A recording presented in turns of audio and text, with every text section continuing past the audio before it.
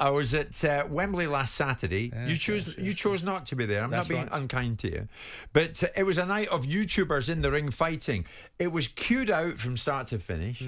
There wasn't a seat to be had. Packed house. The atmosphere was brilliant. And KSI was a phenomenal draw on himself at the end of the night. And he won the first round. I understand he does a lot of good things outside of this sport and gives a lot of his money away to different charities, and he's a good role model. I get all that. Now, Lyndon Arthur has tweeted on this as the debate regards YouTubers fighting in the ring rages on. He says, just putting it out there in conclusion to my question, if proper boxing fans supported us like they support the YouTube boxers, then we would end up getting paid like they do. Yeah, you lot moan at pay-per-views and then don't turn up to arenas until the main event actually gets underway. Now, I've got to say, Saturday night, there is some validity in that. But they were there from start to finish, the fight fans. They wanted to see not just the main event with KSI, they were there to see every fight. Yeah, it's a different audience, it's a different space. What I don't like about it is the fact that it isn't at the level yet of professional boxing and the real boxing world. It's all about the money and the clicks and the YouTube views, and I understand that's a space and a place. I don't like the way it piggybacks off the association with boxing, because the quality isn't there, and when you start getting old greats coming in, I don't really understand that, because I think it diminishes their reputation. I don't understand Lyndon Arthur's point about you lot moan at pay-per-views but don't turn up to arenas until near the end. Well, that's two different people. If you're watching a pay-per-view, you ain't in the arena, so I don't know what point you're making there. But the bottom line is professional boxing has one set of viewing and YouTube has another. And, you know, and I understand Spencer is a massive advocate for this. He keeps on suggesting to me that I've got the wrong outlook, like I've got the wrong attitude towards UFC. But you like what you like. I'm not diminishing or denigrating the YouTube generation. I'm not suggesting that it's not something that has validity. The digital age is the one we're in. And this is a bona fide set of broadcasting opportunities that exist.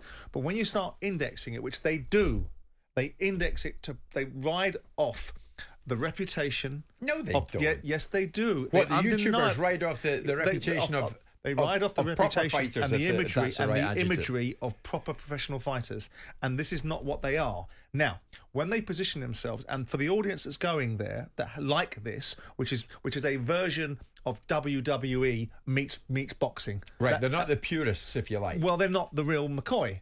They are what they are, right? And I accept that. But when we start to package them, now maybe the media world is guilty of packaging it. Maybe some of the protagonists are guilty of packaging. When I get to listen to people like Jake Paul coming out with some of their rubbish about who they're going to fight, put them in with a live one, a real one, and then you'll see what happens to them. Right? We never seem to get that. I'd like, you know, ultimately probably we will see Tommy Fury getting in with Jake Paul because the money will be there for them to do it. See, I think that's where your argument falls down. Let them fight each other. Don't put them in with pro boxers. Let them fight each other like that show was on Saturday night. And I agree with you. And it was absolute entertainment. And I agree with your newfound expertise from the back of the arena with Katie Taylor standing in front of you so you couldn't see the event. I agree with that expertise. Katie Price. But Katie Price. Not Katie Price.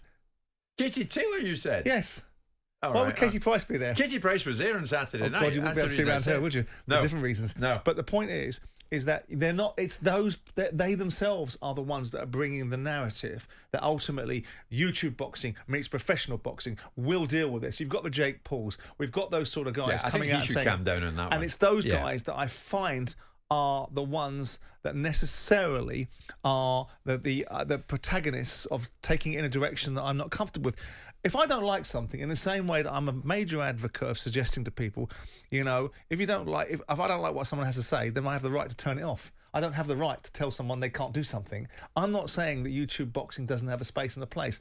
I don't like the amplification of what it isn't being suggested something that it is. I think it is low-level boxing, it's opiate for the masses. It's not low-level boxing. It's a different form of boxing. It's low-level boxing. Boxing is boxing. High-level boxing, boxing of a standard, boxing of a competency. These are individuals that are filling an audience space. You know, you can turn on, like I said the other day, I turned on a video the other day for my 2-year-old son and watched some fella dropping toy cars into a bucket of water, and it had 25 million views. And did you enjoy it? And I'm like looking at it again, he's dropping cars into a bucket of water. My kid's transfixed. I'm looking at it against 25 million views. If you get $3 per every 1,000 views via the YouTube broadcasting model. Look at the money they're earning for dropping cars into a bucket of water. So that's the level of the audience that's watching it. The message is know your audience, right? Yeah, and the audience who went to right. Wembley on Saturday night knew what to expect. And that's but fine. Simon, it was start to finish entertainment. Yeah, and Spencer says to me that there was a lot of young kids in there, and this argument being advanced that the next generation of boxing fans, the next generation of boxing aficionados, or people that want to be invested in the sport, or the next generation of fighters are sitting in that audience. Well, that's the reasons why they justify the link between YouTube boxing and professional boxing. And I think people will categorise it. Perhaps Gareth A. Davis may do this better than I am. Or people saying that the purists look at boxing and bristle at the comparison. They bristle at the idea that these YouTube guys that are in essence, not by definition, but in essence, piggybacking off the allure and the imagery of high-level boxing. And it's a bait and switch. Let me tell you, I wouldn't fancy your chances in with KSI. Do you know what? I wouldn't fancy them either. No. You know, maybe if we were doing a spelling competition, maybe even then he might beat me because he's quite a bright lad. But the point is this, is that when I look at it, it's not for me, it's for other people. There's a great message before we head to the bulletin, and then we'll head back up to Manchester to Spencer Oliver, the other side of the upcoming news. Simon, you are interested in boxing, possibly boxing promotion. No doubt you'd be very good at it. Would you not promote a YouTube fight if it made business sense? Well, I would probably... No, hold on, because I would look at it... Yes, you would. But I wouldn't allow it to misrepresent itself. And I would categorise it in a different division of the business that I owned. I'd have a division for professional boxing, and then I'd have a subdivision over here that I probably didn't involve myself in, that had a particular digital strategy that dealt with that particular side of things. Here's one for you, if we're going to read out little things. Right? Spot on, Simon. My 9-year-old said to me the other day, did you know KSA is a boxer? It's laughable and makes a mockery of the sport. So there's the other side of the debate. In KSI's mind, at times he is a boxer. At other times he's a YouTuber. KSA. But they're not trying to conflate the thing. KSI doesn't want to fight a top boxer. KY, all different kinds of things, isn't there? Look, you'll end up promoting them. I wouldn't end up, will. but I would end up probably, there's no point being King Canute, is there?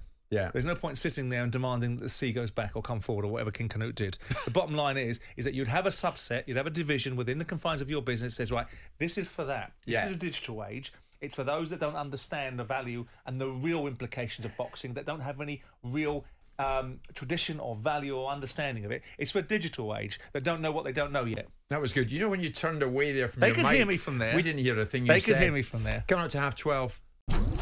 Jim White and Simon Jordan. Monday to Friday mornings from 10. On AM, on DAB, via the talkSPORT app and on your smart speaker. talkSPORT.